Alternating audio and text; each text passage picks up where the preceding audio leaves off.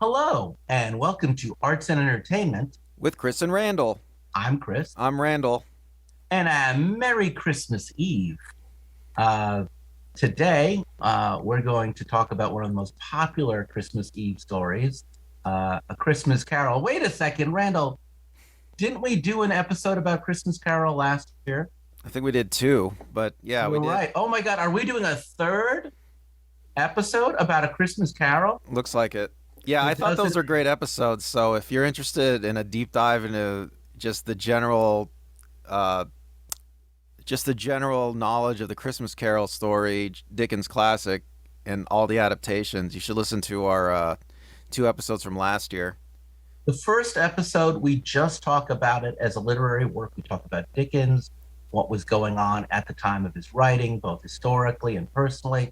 And then the second episode, we cover, I think, almost 10 of the most well regarded adaptations for film. Right. Uh, We talk about about a bunch of adaptations. a Yeah, it's lot been of them.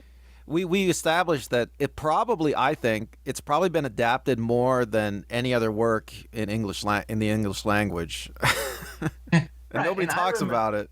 because there were so many of them, I had to see stuff I had never seen or hadn't seen in years to talk about it well. And I remember, much to everybody's chagrin, I skipped one that you liked. I skipped the Muppets Christmas Carol. Did I even call it by its right name? Is that What is right? what is it called? It's called, let me look it up. Okay. Yeah, we're really top. This It's this is a little called The Muppet Christmas Carol, and it came out in 1992. right. So it's called the Muppets Christmas Carol. I just want to make sure because there's a the and not an a. Well, it's The So Muppet. It's no S, no plural on oh, the Muppet. Muppet is plural already.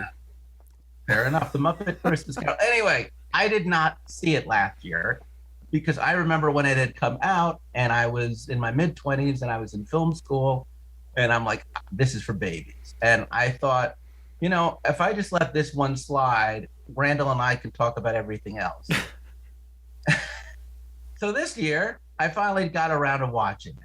But before we get into it, as always, if you're new to this channel, please like, subscribe, and share. And hey, even if you're old to this channel and you haven't done it, again, please like, subscribe, and share. I know it's Christmas Eve. You got a lot to do, but I promise it'll be worth your while. Now, if you want to talk to us and say, hey, Merry Christmas, Happy New Year, Happy Kwanzaa, Happy Hanukkah, which was like 3 weeks ago, great. What's a good way to reach us to wish us happy holiday cheer? Well, just check out our website, chrisandrandall.com. Also, we're big on Facebook. You can go to Arts and Entertainment with Chris and Randall on Facebook. Excellent. So again, we really want to hear what you think. You can either be mean and tell us what you don't like, and you can reward us with a present of future episodes you would like us to do, so that next year Randall and I don't have to think. We can just follow your advice. It's interesting. So as I was saying, I was like, I was like Scrooge, like, Muppets, bah humbug. What a cash grab. And I love Michael Caine, but this was a period of time where literally Michael Caine would just appear on a Wendy's commercial if you paid him enough. So I was a cold-hearted, embittered man.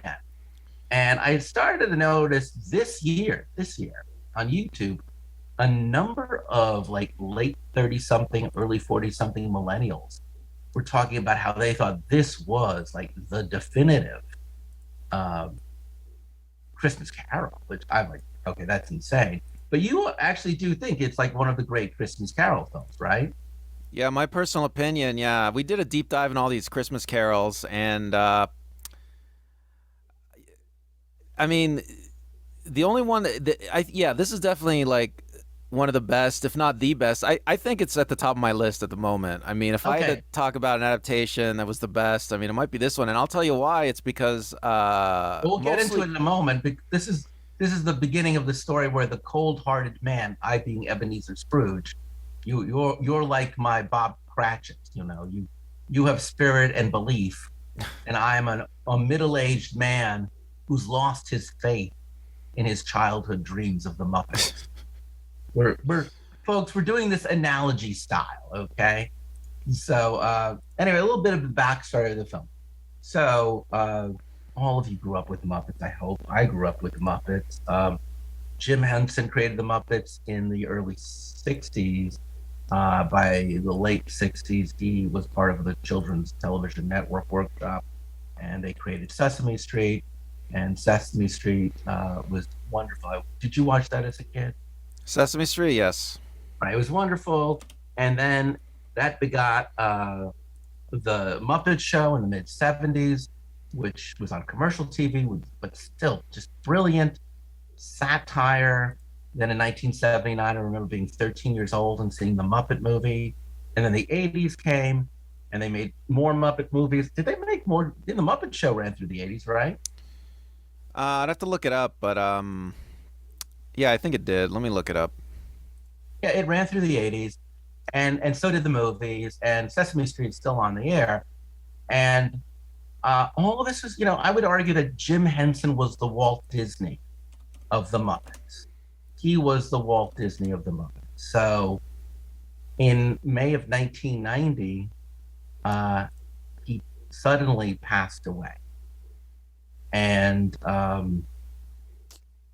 was a big deal. I mean, that's it. There was a fear, he had always wanted the Muppets to outlive him. There was a lot of people who had worked as puppeteers and all of that. And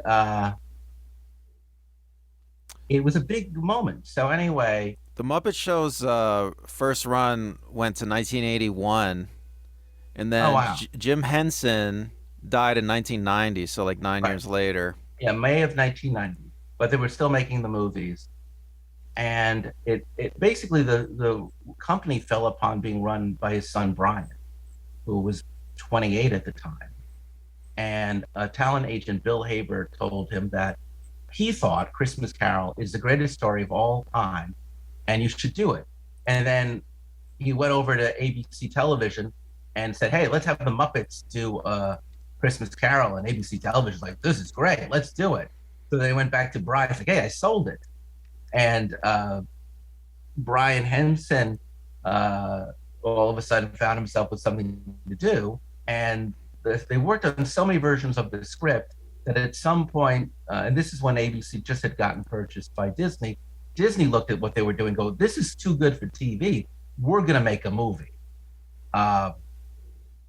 Now, Jerry Jewell, who had written for the Muppet Show and had written the scripts for all the Muppet movies, he was hired to write the script, and he did something pretty cool, wouldn't you say, Randall?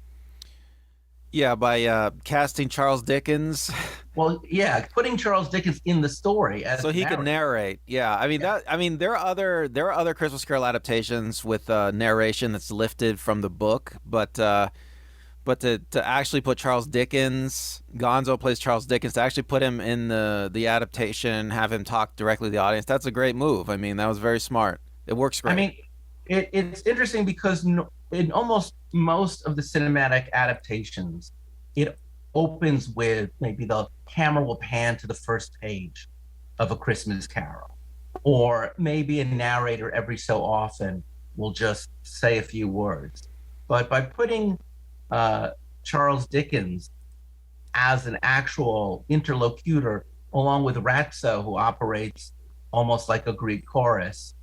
I love Ratso, by the way. Is it Ratso or is it Rizzo? I think it's Rizzo.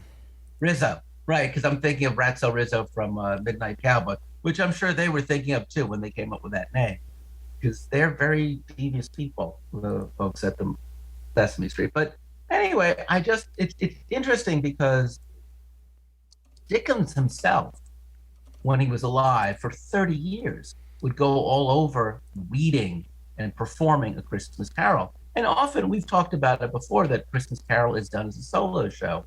So there's such beauty in the prose that the more you can put it into an adaptation, I feel, the more you feel. I mean, and I think most people have said this about the people who really like this, and you have said this too, is that it's one of the most faithful adaptations. in that it really sticks to the text. The Yeah, text. it's surprisingly faithful. I mean, even with Muppet hijinks thrown in there every now and then. I mean, it's it's surprisingly faithful to the book. And I don't know if you allow me to talk about it, Chris. I could talk about Caine's performance and what I Well, like I'm going to about get it. to that in a moment, but before we talk about the human actors, I really want to give it up to the Muppet actors. You know, you were talking about how Gonzo was chosen to play Dickens because they felt like he was the least likely person to play Dickens.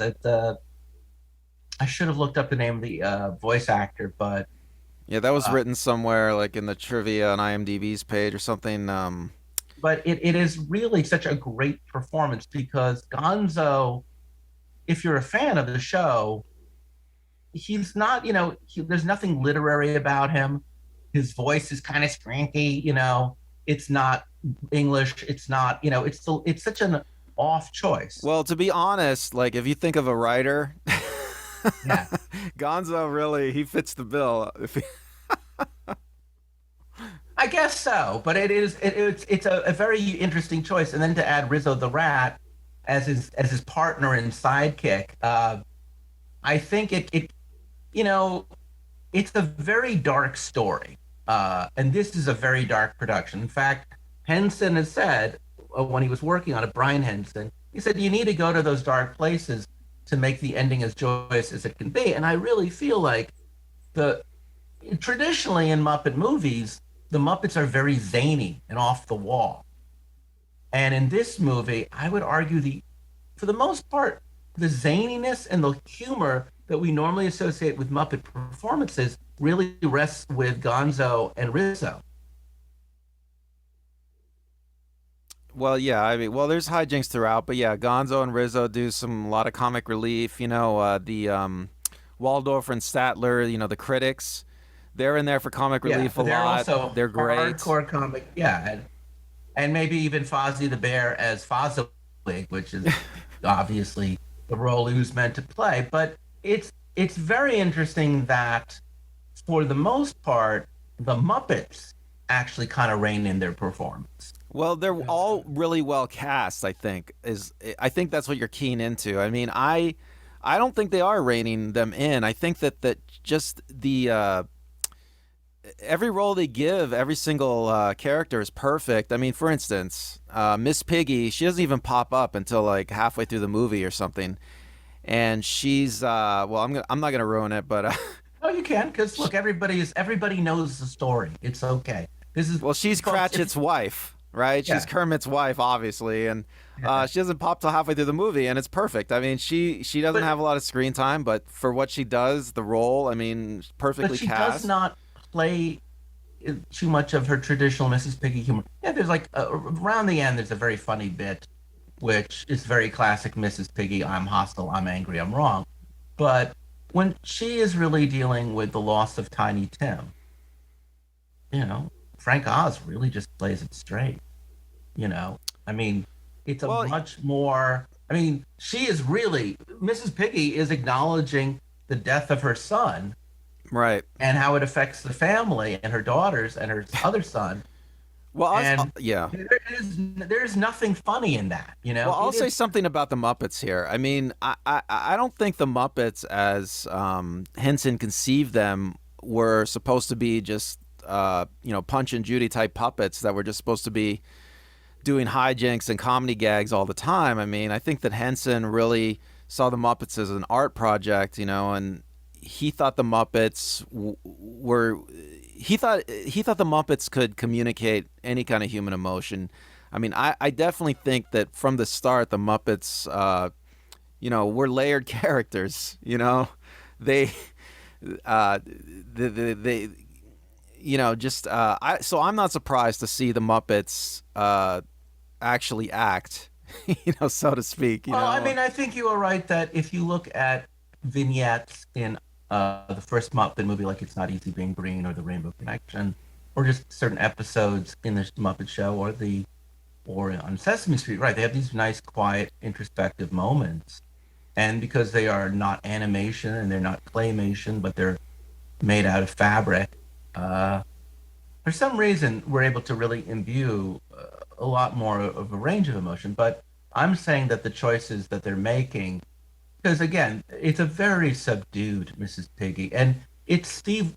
So when Jim Henson had always been the voice of Kermit the Frog, and this is the debut of a voice actor puppeteer named Steve Wiltmore, and Steve Wiltmore had been a puppeteer, Whitmire, sorry, but this was his first time as Kermit. He would go on to be Kermit forever, and I felt like I think really the best Muppet performance is his performance as Kermit as Bob Cratchit.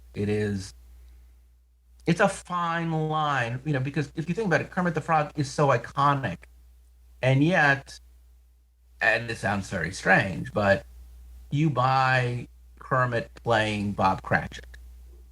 Yeah, well, just to talk about the Muppets for a moment. Yeah, sure.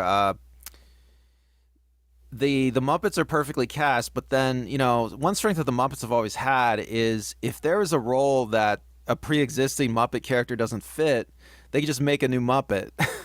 And in this movie, that's what they do. So Well, yeah, we so can get to that in a sec, sure. In fact, the ghosts are a really good example of this because originally they were just going to have the Muppets play the ghosts. So apparently, according to various accounts, Robin the Frog or Scooter was going to be the ghost of Christmas Past. Miss Piggy was going to be the ghost of Miss Christmas Present, and Gonzo, before he was written to portray Charles Dickens, or Animal as the ghost of Christmas yet to come. And it's really interesting because the only spectral characters from the actual Muppet family that we see is Statler and Waldorf as the brothers Marley. I do love the idea, by the way. Did you get it, Robert Marley? what? What? Tell me. Bob Marley? Oh, right. Very And subtle the pun. right and the Whalers, right? Right. So, and the Whalers. So, because it's normally just Jacob Marley.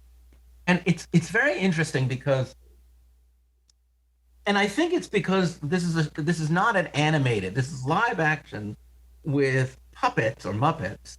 Uh, the Muppets are not inherently scary, and normally in every production, even animated productions, it's human beings, and then the ghosts are the weird part. The ghosts are the odd duck, and then everyone else is a human. So the normally almost every production when Jacob Marley comes, it's really scary, right? Every version we've had that's Well, done going back to well. the source material, I mean, yeah, Jacob Marley is supposed to be frightening. Dickens gave him made him kind of made his body kind of gross. He made his jaw Yeah, like broken, and I mean, yeah. uh, most adaptations though they don't do a very good job with it. I mean, I don't know. He never his character never seems to come across as very scary on the screen, and Well, I mean, definitely depends. Sometimes I think they get Jacob Marley just right, and other times it just looks like the world's lowest budget. But if you do it really right, and I think there was one, was that the Alistair Sim one that was really scary? I think you the and I talked animated about. one. No, that's very scary, but also the original Alistair Sim one is very scary. Okay, I can't remember what it looked like now, but yeah, I mean, But those two are really great and expressionistics. The funny thing is, Statler and Waldorf are hysterical. They have a great, funny song, and they seem so organic. They're really basically cutting out all the fear that was written in that scene. And it is not a scary scene until, after all that humor, their souls are sucked back up to hell. well, And that's so jarring, right? The last 10 seconds where after you've been laughing so hard and enjoying the merriment, to just see their spectral bodies sucked back up to hell so quickly and so frighteningly, it's very jarring, well, isn't it? that's I almost a thought, gag by itself, but I think that what that scene really captures is what the whole script captures is the emotional significance of that scene. That the Marleys, they're trapped by their chains, and they talk about, all the everything that needs to be explained is explained correctly. It hits the right emotional notes. I mean, I think that That's something the script does really well. A lot of other adaptations, I don't know if they get the Marley part totally correct. Uh, because one thing that in the Muppets movie does one thing that the Muppet movie does is Scrooge and the Marleys. You see that they have a pre-existing relationship. You see that they're very similar. And the Marleys are coming to tell Scrooge that he's just like them, and look Yeah, what's going to happen. and And and, you and, and you you're really right. get that sense in the Muppet movie, and I think a lot of other adaptations miss that somehow. Well, because if you think about it, Jacob Marley is always Ebenezer Scrooge's greatest critic because Jacob Marley is is basically a variation of him.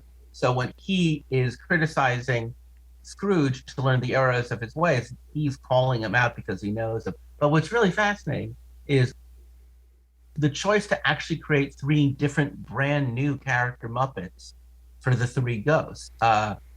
I thought they were beautiful. What Yeah, did that was you a great think? choice. Amazing. I mean, let's start with the Ghost of Christmas Past. It almost looked like something out of Miyazaki.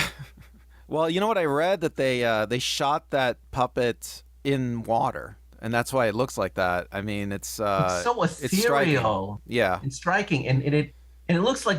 And the best thing about that one, actually, all three of them, not one of those three Muppets look anything like the Muppets stylistically, aesthetically, that are the Muppets of the rest of the ensemble. Well, that's the really. I mean, maybe you can attribute that to Brian Henson. Because he understood his dad's work. He's not trying to reiterate something that came before. And if you look at Jim Henson's work, over the years, he tried lots of experiments. He tried You're many absolutely different like Dark things. Crystal, Fragile Rock. Yeah, Right. they were at that point. You're right; they were expanding into that kind of thing.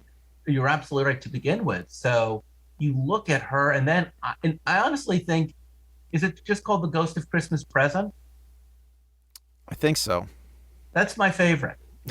And I want to be really clear. It's my favorite Muppet of this movie. It's my favorite Ghost of Christmas Present And, the because ghosts they're very true to the text, the original text. And I mean, they're really well done. I mean, I don't know if there's, I don't know, a lot of adaptations. I don't know what it is about these adaptations, but a lot of adaptations will be very faithful with one ghost and then like go totally off the rails with another. I'm not sure yeah. why. Well, But traditionally you get a willowy, thin woman who's with very pale skin and long blonde hair to play the Ghost of Christmas Past. And then you normally get some very fat comic actor to play the Ghost of Christmas Present. But instead, he really is a real cherubim. You know what I'm saying? There is something because it's not played by a real actor. It is, he starts out really as the world's largest baby.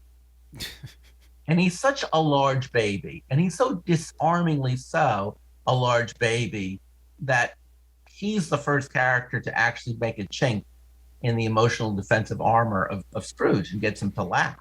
Because, and I think it's this thing, he's so funny looking. You know what I'm saying? He's such a very comical looking doll of a Muppet in his movement and mannerism, voice, tonality, and how he constantly right. repeats Well, himself. he's That completely there's no other way but Scrooge or us as the audience goes, no. If Scrooge had not been moved by that to mirth and humor, we would not believe that Scrooge could ever Well, move. it's true to Dickens' vision. The Ghost of Christmas Present lives in the present and enjoys the moment. Yeah. And yes, I mean, this goes back to Caine's performance, so you won't let me talk about it right now. But No, Caine, we're the going to get to first it in a minute. time I he just want to get the Muppets smiles, there too. the first time Caine smiles is with the Ghost of Christmas Present, and it's an amazing moment. And I don't know how much thought Caine put into this part, but I mean, We're going to we'll get get to all that. right, fine, I fine. promise. But I just want to get through the ghost. So, it's really cool because you get to watch the Ghost of Christmas Present says some of the wisest things in this version, Mm-hmm. and you get to watch him age. Right. Well, that's all back to the original text. I mean, I like that they kept it true to that. It's very good. Another thing they did is like, Dickens' Christmas Present Ghost has some similarities with our modern conception of Santa Claus, Yes. and a lot of modern adaptations will shy away from that. right? Because they're like, well, we don't want to confuse people and blah blah blah. But Yeah. this adaptation didn't do that at all, which to its credit, Yes. because it really fits that role, it really fits that character. Now, how scary and messed up, and again, kind of like Miyazaki, was the ghost of Christmas yet to come? It looked like almost like a giant mushroom. Yeah, they did a great job with that guy. I mean, that's always, I think, the biggest challenge is how do you make death scary when everybody else has done the black shroud? Yeah, So I that mean, they had their own absence of take. a It looked. face is Hmm. so that I think they got from Dark Crystal. What do you think? Well, I mean, a lot of it goes to the original text. I mean, in the original text, he, I mean, that's all described, and he doesn't talk, and he just points with his gnarled, skinny, skeletal hand. And another thing that they did is, a lot of times they make that ghost into death, right? Where he's a skeleton. But in this adaptation, they stayed more true to the text, and he's like he's more of a, I don't know, just a very thin, gaunt person. It seems like. Well, again, Henson said that the exception of Statler and Waldorf as the brothers Marley, he wanted the ghosts to. He didn't want to use the old Muppet characters. He wanted to create new characters that would better underline the ominous nature of ghosts. Or And you're talking about Brian Henson, right? The Ryan, director, right? right? Jim Henson's And there's son. a lovely choice that's not scary. It's the last thing I want to say, but who? What does Henson choose to play Scrooge's fellow peers of bankers and businessmen? What he goes with the pigs. Yeah, he. I Well, love we that. we in the other Christmas carols we talked about. Well, in I think when we did the analysis of the original text, we talked about the Marxist of Yes, Marxist analysis of Christmas Carol. Yeah, so Christmas Carol is essentially Marxist in a sense, and I mean it predates Marx's writings, but they come interestingly. We covered this already, but interestingly, Marx and Dickens they're living in London at around the same at the time. exact same time, writing about the exact same experience. Exactly, the same experience with the miseries of capitalism Yeah, at that moment, and it's especially. such a great line. The pigs are saying, "Well, it's going to be a cheap funeral," and then the line that I really think if Dickens was alive, he would have loved pigs. Is I don't mind going if a meal is provided. I really think that comes from the original, but I don't know. But So the yeah, but it original was line, it is Dickens wrote, "I don't mind going if lunch is provided." The right, only right. change they made to that line of dialogue is they substituted meal for lunch. But Right, the and for Brian Henson to cast picture he cast of those rich guys as pigs. I mean, that's inspired casting. I mean, it's perfect. it is like a George Nast cartoon from the 19th century. It's brilliant, and it's so subversive. And if you don't pay attention, somebody else who did a lovely one pointed out there's a lobster stuck on a wall Muppet because Dickens had made a reference to the smell of stinking lobsters hanging on a rooftop. So I mean, they really went deep. So okay, now we'll get into the humor. So I just wanted to say I came across before they cast Michael Caine, two people they thought of casting was David Warner, who was in Tron as the villain. He's Jack the Ripper in Time After Time. He's the villain in Titanic. And in the George C. Scott version of Scrooge, he's Freddy. And I think I've always wanted to see him play Scrooge. Sadly, I don't think that will happen. He's quite old now. But the other person they were thinking, and it's weird because I could clearly see if they had gone in a different direction and made like a 1980s Muppet movie, this would have been exactly who they would have gone with, was George Carlin. Yeah, Carlin's barely an actor. I mean, it makes very little sense. But yeah, And this would have been around the time that he did Bill and Ted's Excellent Adventure. So to give you a sense of what kind of Carlin was going to show up. Like, yeah, well, they were Christmas. thinking Humbug. right. So you can What's see Christmas? right. You can see what they're thinking. They're thinking they're going to get a strong comic actor. It's going to be a broad comedy and. But there's a real emotional center to A Christmas Carol, of course, and Well, I just want to say a couple things about Michael Caine before I start Go for talking about it. his performance. So, it says on IMDb in the trivia that Michael Caine really pursued this part. He really wanted to be a part of a Muppet production before he died. Well, he, And he said, I'm going to play this movie like I'm working with the Royal Shakespeare Company. I will never wink. I will never do anything Muppety. I'm going to play Scrooge as if it is an ultimately, utterly dramatic role and there are no puppets around me. exactly. So, yeah, so Caine really wanted to do this. And a lot of actors, okay, when they're working with puppets, special effects in the movies, green screens, whatever it is, they get all like snobby, and they talk bad about it, and um, they look down on the whole experience, But Caine, he loves the Muppets and he loves this project, and he's trying to, yeah, and he's treating it like any other acting job, like he's performing, in the greatest theater in the world. And it's interesting. You can really see that in every single frame of this movie. In the very end, Caine is sitting at the. There's a Jim Henson ending, I call it, where Jim Henson endings in movies are where I think Jim Henson invented it, where you show like all of the characters, almost all the characters at the very end, even though they're mostly Muppets. So Caine's sitting there at the table, and he is looking around at the table. It's supposed to be a shot. The camera's pulling out. It's supposed to be a shot where everybody's sitting around at the table, enjoying the feast and enjoying each other's company. And you see Michael Caine look around the table and make eye contact with all the Muppets.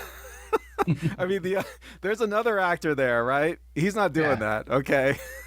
No, he's making sight lines, which is He's really hard. Michael Caine is this is what actors would do on stage, right? They're gonna make eye contact with the other Yeah. actors on stage, and Caine is doing that with the Muppets. I mean, Well, he's really do you remember when he's dancing with the ghost of Christmas present? yes. And he's dancing poorly. That's the best part. He's shaking his like white man shoulder dance with that, and it's so hysterical because it's like that. You're right.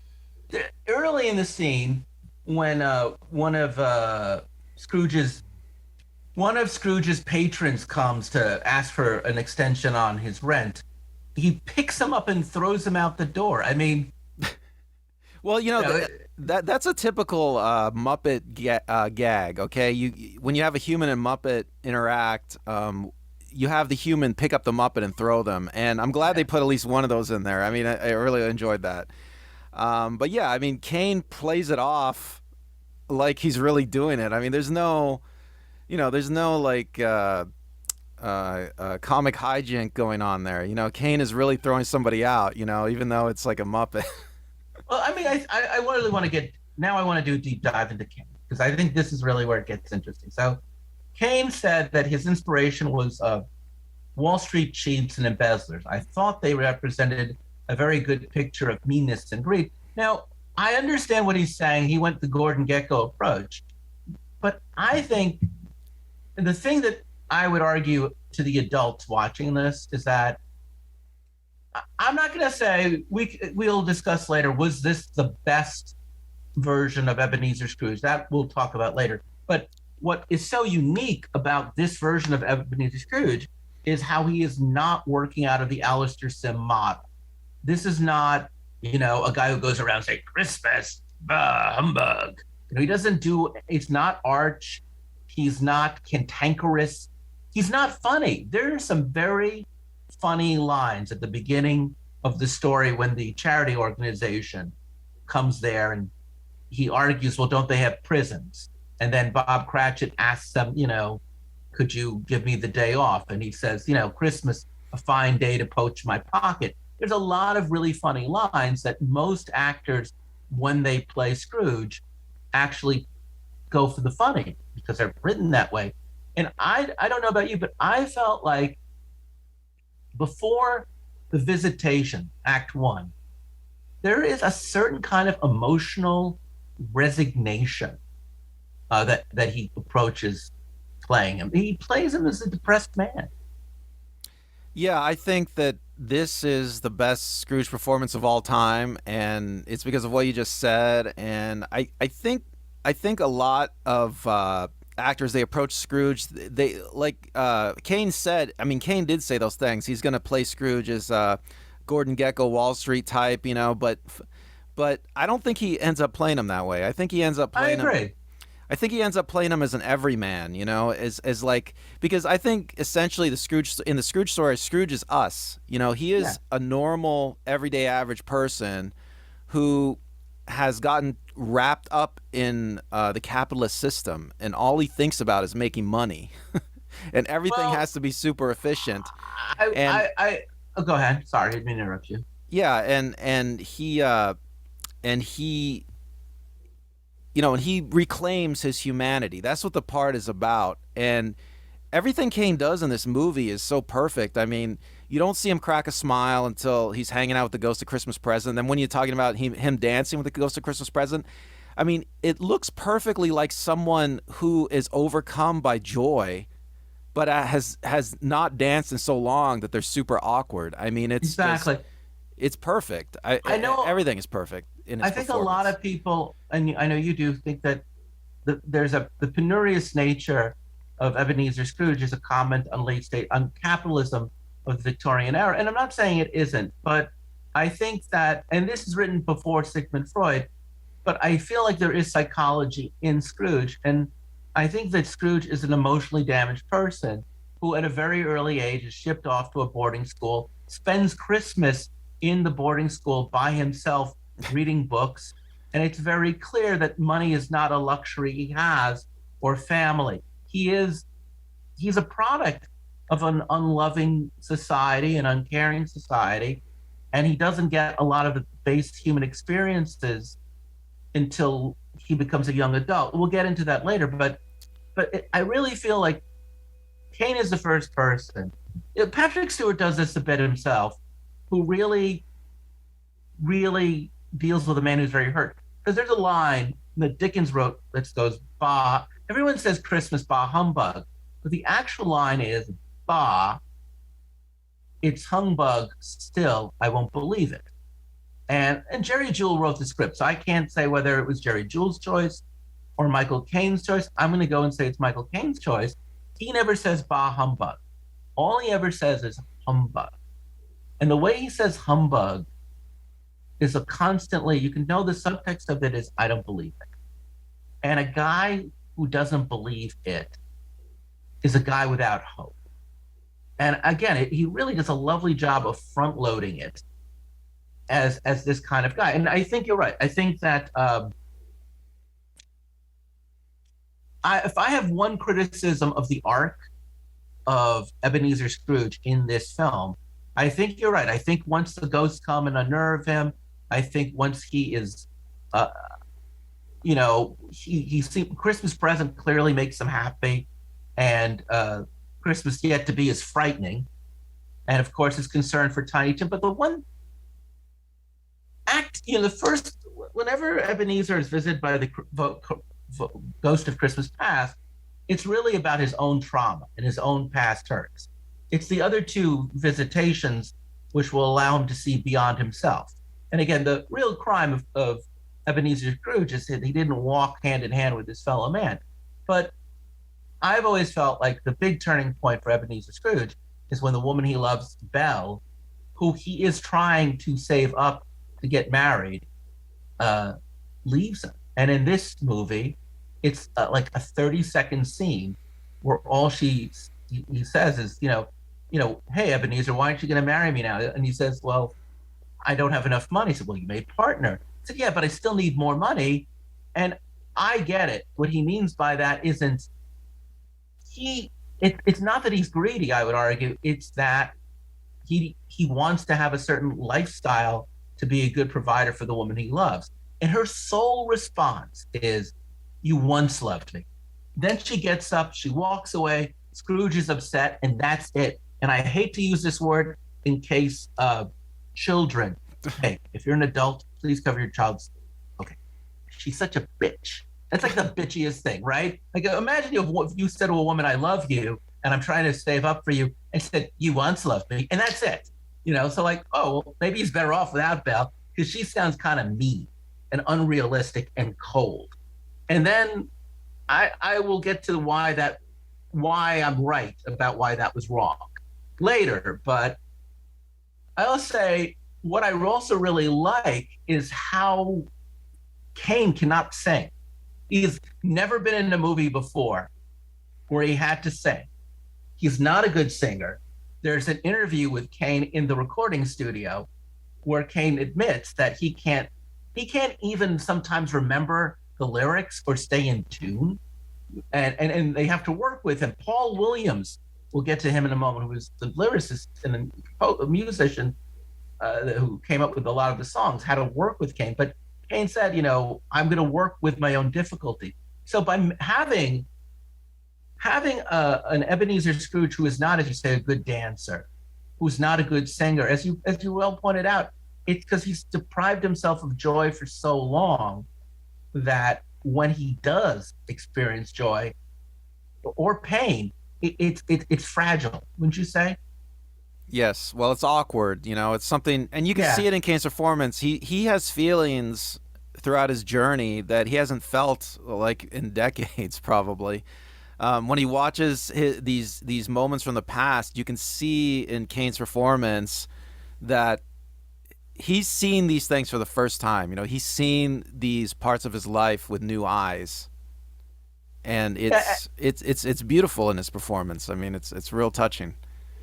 normally when you see an actor in a period piece, you get annoyed with them because if they are too contemporary in their choice, you feel that they're not doing homage, they're not really understanding the setting. But because Caine is such a marvelous actor, I do feel that he plays Dickens within the 19th century, but his sensibility and the psychology and vulnerability that he brings to him is much more of a contemporary person who we can better relate to than what I consider to be the more overly theatrical. I'm Ebenezer Scrooge, and I'm going to talk like this. Well, And it's I'm going not to go, a it's oh. yeah, it's not a theatrical performance. You It's know, I mean, it's because for the screen. I mean, everything that is in his face. that iconic version of Scrooge can get old real fast in a modernist sensibility. Or no, it isn't. The weird thing about this film, because there's Muppets in it, there's less Scrooge. So we actually get less of Scrooge's story in this movie because we keep on having to stop to make time for all the Muppets. So Caine actually has to work twice as hard to sell you on Scrooge because there's less of him than any other version of Scrooge. Well, if that's the case, I mean, Caine just still did the best job, I think, of any Scrooge. I So mean, let's talk about his approach to the character is just perfect, I think. so let's talk about the design, the production design and cinematography. Czech cinematographer Val Strelkovic, who just passed away last year, and the cinematographer John Fenner both had worked on a lot of Muppet productions. Strelkovic has also done like The Valiant and The Borrowers. So they're very there's a unique problem, right, in filming Muppets and human beings on the same space. Yeah, well, you need to get rid of the floor, and you have to have the puppeteers walk around in a ditch, and then your human actors have to walk around on top of it. Um, yeah, so what they laid planks and things, and I mean they have to shoot it on a set. Right. It was But all a soundstage. the Yeah. set looks great. The cinematographer, he shot everything with a very narrow focus. I mean, it looks beautiful. I shot on film in '92. I'm pretty sure. Yeah. The whole thing is beautiful. The lenses are very fast. I mean, So it's a I great read looking movie. that the buildings in the London street scenes were constructed by hand, but diminished in size in order to achieve the appearance that the streets were relatively longer. I mean, that's an old technique that Hollywood used, on sound stages for years. I mean, it looks great. I mean, this is like a classic Hollywood movie. Yeah, because today we just use CGI. There's a at the end of the final musical, one of the last musical sequences, it feels like Christmas. I'm sorry, it's actually an early one. The musical sequence, it feels like Christmas, ends with a crane shot, and the short buildings become visibly seen in the background. And Henson explained on the DVD audio that they were aware of the problem during the shooting, but eventually decided that closing shot was worth it, as they believed not many people would notice here. I mean, they really were. They weren't trying to have the world's greatest set. They were doing the best they could with what they had. And I love how desaturated and gray looking everything is until the end of the film. I mean, with the exception of Freddy's house, the interior of Freddy's house, which has a good deal of color, everything else is desaturated and gray. And the thing is, by the late 60s, early 70s, live action versions of this story were all very naturalistic. They really wanted to give you some sort of historical accuracy. And then the animated stuff was just over the top expressionistic. And I felt like this kind of twined the two. What do you think? Uh, it's so weird. It's so weird watching it because yeah, I think it fits together seamlessly. It's just again, the Muppets are well cast and yeah, and the set is amazing. I mean, I don't know if I don't know if you look at past productions, I don't know if there's a production that captures 1800s London so well as this one. I mean, no one's ever been there that's alive, but I mean, Well, I I really think that feel, I really felt the atmosphere of this one. I mean, they did a great job. I did too. And I thought was interesting is that it's either hyper realistic or expressionistic. And this one felt cozy and warm without going to those two places. And okay, well, let's talk about the music. The score is by Miles Goodman, and the music is by Paul Williams. Paul Williams uh, won an Academy Award for the Rainbow Connection. So he actually started out. He did Bugsy Malone in the mid '70s, which is his own children's musical. I don't know if you ever saw it. We'll have to do a whole episode on that with a very young Jodie Foster and Scott Baio. Uh, he was a celebrity. He had a lot of pop songs. He was a very good pop songwriter. He was an actor. And then sometime around the end of the '70s, he discovered this wonderful thing called cocaine, which he would chase down with every piece of alcohol he could. And I'm sad to say it, he's the first to admit he has no memory of the '80s because he had got into a very serious drug and alcohol problem, and he didn't sober up until he was 49 in 1990, and then 2 months after he sobered up and got out of rehab, Jim Henson died, and Brian Henson had remembered how well he had worked with his dad on the other Muppet movies and just wanted to see if he was around because no one was giving Paul Williams a break. And Paul Williams said this about I was longing to live life in a totally new way, one day at a time, trusting that what I needed was within me to get things done. And I'm sitting down to write these songs, and I'm writing about Scrooge, a man who's learning to live life in a whole new way, who's having a spiritual awakening. It's like, okay, now this is my inventory of dealing with where I am in my own life. And even Henson says about Williams, he felt because of Williams's own experiences as a recovering alcoholic that he resonated almost more powerfully than anybody else with the redemption story of Scrooge. These are wonderful songs. I mean, you can really see a sense of overflowing gratitude with this new lease on life, and you can feel it in like "It Feels Like Christmas," which is sung by the Ghost of Christmas Present, "Bless Us All," a prayer offered by Tiny Tim, and the final song that's of Scrooge's redemption with a thankful heart. A thankful heart. What do you think of the Yeah, the song? music's great. The music's great. It's sad that they decided to cut We'll a few get to that songs in a, out. in a, in a, in a moment, but I just like the songs that are in there are pretty solid. So Yeah, yes, really good this music, is and he this wrote is it the all thing. sober. And he was using his own experience of what he had been feeling in his life.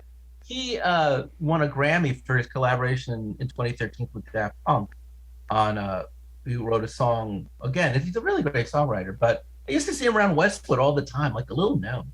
I know his current wife. She's a lovely woman. I'm not knocking you, Paul Williams. I think you're great. And my favorite song is called "When Love Is Gone" from that. I think It's one of my favorite Paul Williams songs, true, but it's my favorite song in the movie. And the last song is actually called When Love Is Found. So this is the song that's called When Love Is Gone. So earlier I had said, I really have a problem with the fact that the key moment of the movie is missing. Well, apparently they filmed it, and this 60-second sequence where Belle rebuffs young Ebenezer is actually a fairly chunky 5-minute musical sequence where after she rebuffs young Ebenezer, she does this. Meredith Bronner is the name of the singer. She's a West End musical theater performer. She does this lovely duet with Ebenezer, Michael Caine Ebenezer, called "When Love Is Gone," and it's about her her feelings of loss at the man that she had been in love with being too consumed by his own ambition to really have a place in her, in which she felt in his heart for her. And then he, modern day Ebenezer Scrooge, also thinking that about himself. And again, I don't know if it's because Caine himself is a very bad singer, but he literally chokes up and misses parts of the duet because he's so not able to speak. Uh, he's helplessly watching his greedy younger self lose the love of his life. He's literally, his voice cracks, and he can hardly get the words out through his tears. And this is the cathartic moment. This is the moment where we get to see uh, his pain, his suffering. What made Scrooge Scrooge? If he was willing to sacrifice the woman he loved for money, then he would be willing to sacrifice anything for money. But he didn't want to sacrifice her. He didn't know that would be the result until it happened, and it hurt him so much to the core. So Jeffrey Katzenberg, who at the time was God and head of Disney, said, "No, you got to cut that. You got to cut that because this movie will slow down the action for 5-year-olds." And that was the reason. And I'm really furious about it, folks. You can watch this clip on YouTube, and if you're watching us on YouTube, at the bottom of this thing, we'll put in a link to the scene. If you watch it on Disney Plus, where it's airing, by the way, it's on Disney Plus. How do they access it on Disney Plus? Because you got to see it. So it's in the extras. Just click on the extras tab. You'll see it. You can watch it. So I mean, they say they want to put it back into the movie, but they are they just putting haven't it back. remastered it yet. In December 9th, 2020, Henson confirmed to BBC Radio 2 that the original film negative featuring the entire footage of the song has been found by the Disney archivist and would be included in all future 4K releases.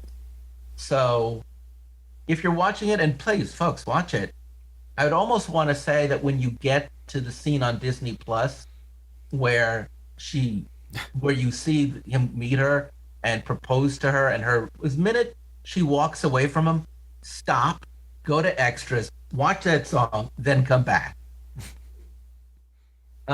Braun herself did release the song in a studio edition. So yeah, I really feel like it's this is really good Paul Williams. This is really, the music is very personal. It's very fun. The Muppets who sing do a really great job of singing. I think even the way that Tiny Tim works is really great. So I asked our friend Bill Gukwa, who saw it with his son when he was 12, what his son thought, and he thought it was okay. And I'll be honest with you, I think the best age group for this is probably maybe 10 and under. What do you think? If you're going to show it to kids, because it's very good at taking very scary things like death, love, loss, poverty, and because of the way they use Gonzo and the way they use the Muppets and all that, from getting it too dark, even though it's dark. But I would imagine someone who's a teenager might be a little bit too smart for it. What do you think? Well, the story of the Christmas Carol, it's tough for younger people to relate to it, I think. I mean, you have to get old and realize you screwed up your life before you really start understanding this story. Well, that's true. No, you're absolutely right. There's like 3 ages of your life where there's a Christmas Carol. There's when you're a child and it's a good scary ghost story. then you're no longer a child and it's dumb as hell. And then you become a middle-aged man and you go, oh damn. This the scariest parts of this whole story have nothing to do with the ghost. When you become middle aged, you look at the story, you go, "Oh, I am Scrooge. Oops, Yeah, I am Scrooge. I screwed everything up." But yeah, I mean, I still think this is like the best version, and So what age I group do you, but mean, you agree with me that this is everybody should. This is the everybody should be watching it. I mean, how I old don't were you when you know. first saw this film? I think I first saw it when we did our show last year. So you So didn't see it in 92 I either, didn't right? see it in '92. No. So that's what I'm saying. If parents are watching this, you're going to enjoy it because you're old enough to be a parent. And I think if your kid is 12 and under, awesome. I don't know, and I don't even think this should be the only Scrooge your kids should ever see. But I do think, compared to the animated Scrooge of my youth, who did that again? Robert Smith Oh, Robert Williams did one in '71. with That's a Alistair Sim. short. That's the Yeah. one I watched. That is way too scary for children, small children. That's brilliant. Show your 12-year-old to 18-year-old that one, and they'll love it. Well, you know, But if there's one with starring Mickey Mouse, right? As oh yeah, or Cratchit. yeah, there's one also with Mr. Magoo. Yeah, So there's all the of Mr. those. Magoo. The Magoo one, I just want to say is actually the Mickey Mouse one. They're both fairly faithful to the book. I mean, Magoo Yeah, especially, I would say. yeah, and maybe next year we'll do Magoo because I actually that's another one I haven't. No, did I see Magoo? I can't I don't remember. know, but you know, the Magoo No, one's a lot of fun. There's a lot of stuff in it no, I that did see most the other Magoo adaptations one. don't stick in there. Yeah, so It's Magoo one fun to is watch. good, and it works really well. I think this is definitely better for same age group, or I would say if your kids are like 5 and under, go with Magoo, but if they're 5 to ages 12, go with this one. You're gonna enjoy it a lot, obviously, as a parent, but it's not scary, and a lot of the more interesting stuff will go over their heads while you're enjoying. I would say, compared to other Muppet movies, and this is just me personally, my favorite Muppet movie, is probably the first Muppet movie, and then up until seeing this, my second favorite Muppet movie was Muppets 2011, the one that came out about 10 years ago. I think I like this movie. This is my third favorite Muppet movie. Where do you rank it with Muppet movies? Uh, I almost don't want to call it a Muppet movie because it's such a good adaptation of A Christmas Carol. I mean, I think it's the best one, like I said. I mean, but for a pure Muppet movie, yeah, the first one is great. I mean, the Muppets Take Manhattan, I've always liked. I mean, all the Muppet movies are fun. You know, all the Muppet movies are labors of love. I mean, they're not made for they're not made you know, to make the big bucks. You know what I mean? I mean, this movie I didn't hear make you. a lot of money. You know, I mean, to make movies like this, you have to be dedicated to the craft. Okay, these I mean, there's a lot easier ways to make to make money off a movie. You know. No, I hear you. I totally hear you. I know this is your favorite. Did you say it was your favorite of the Christmas Carol adaptation? Yeah, I think I'm gonna put it at number one. Yes. I would say for me, maybe either the George C. Scott version is. I think the George C. Scott version is maybe my favorite. And as far as musical adaptations go, the Albert Finney is my favorite. And as far as children's adaptations go, probably the Robert Smith is my favorite. And as far as contemporary ones go, the Patrick Stewart is my favorite. But that said, I love this movie, and I think it's a great performance by Michael Caine. And it's interesting. There's three kinds, in my opinion, of Scrooge of Christmas carols. There are the Marxist Christmas carols, there are the psychological Christmas carols, and there are what I want to call the religious Christmas carols. Even though it's not overtly religious, they speak to a certain degree of piety. And I feel like what's nice about this adaptation is it kind of has the spirituality, the economics, and the psychology. And if it's not the best in any of the three, it's certainly the most generous in showing all of those. And I do think it's certainly one of the most refreshing takes on Scrooge. If I have any criticism, it is, I think, the way they cut out a very important song that if maybe I'd seen it with the song, and I'll watch it again when they redo it, maybe that will make me grade it slightly higher. And I also have to admit, the only thing I have against it is there's just Scrooge is not the center of this production. He and the Muppets share stage, whereas in any other traditional version of A Christmas Carol, it really would be Scrooge's story entirely. That said, I think it's great. I'm so grateful for you for picking it last year. I apologize for not picking it this year. So, folks, go out. It's Christmas Eve. I hope you are not visited by your former business partners in chains. And I hope you're not visited by the ghosts of Christmas present, past, or the future, or yet to come. I hope you wake up tomorrow with a lovely feeling of joy and happiness. And even if I'm Jewish and I celebrate Christmas, I don't observe Christmas. Do you celebrate Christmas or do you observe Christmas, right?